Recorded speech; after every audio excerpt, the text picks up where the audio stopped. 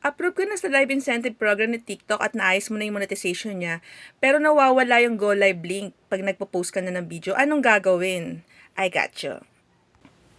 Ang una mong gagawin ay pupunta ka sa Google, and then sa Play Store. Tapos i-update mo syempre yung TikTok mo.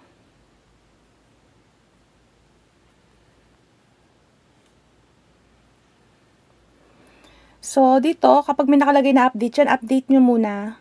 And then, restart your phone. O, pagka-update, restart your phone. So, okay na.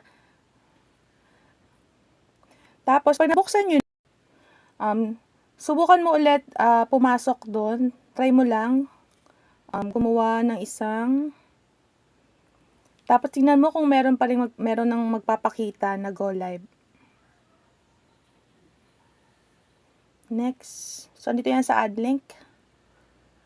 So, kung wala, kunyari, wala pa rin siya. Kasi nung kahapon sa akin, wala. So, actually ngayon wala pa rin ako kasi wala na akong offer. Ang gagawin mo ay, so, kunyari, wala pa yung go live dito. Kahit nag-update na kayo sa Play Store, tapos nag-restart.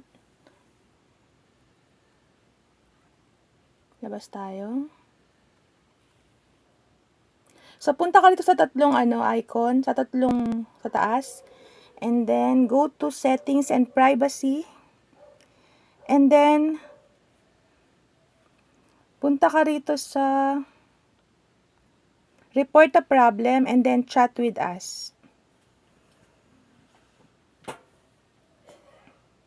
So, ang pinili ko sa akin is Live.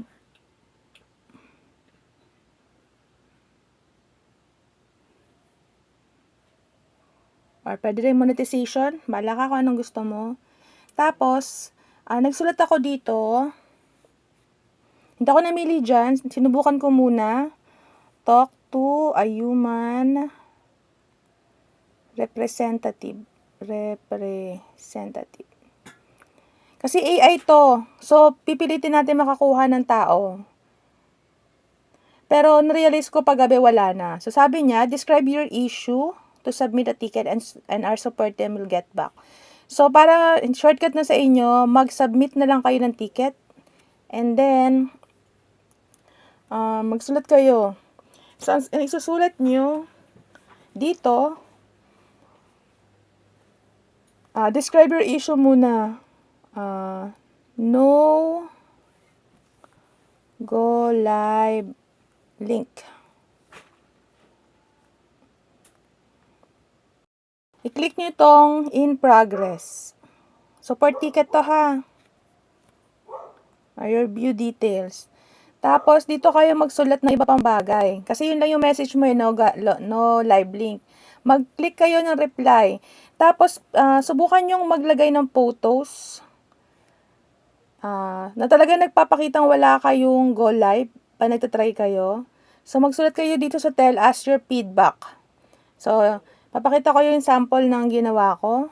Tell us your feedback. Dito kayo magsusulat ha. So, kopyahin nyo to.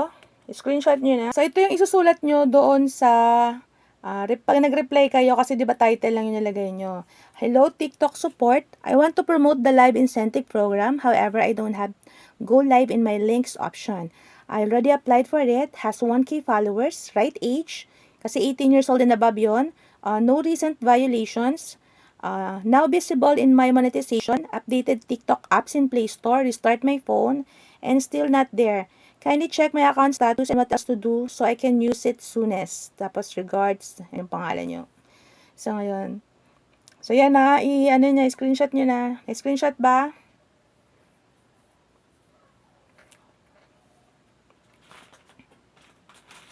Okay.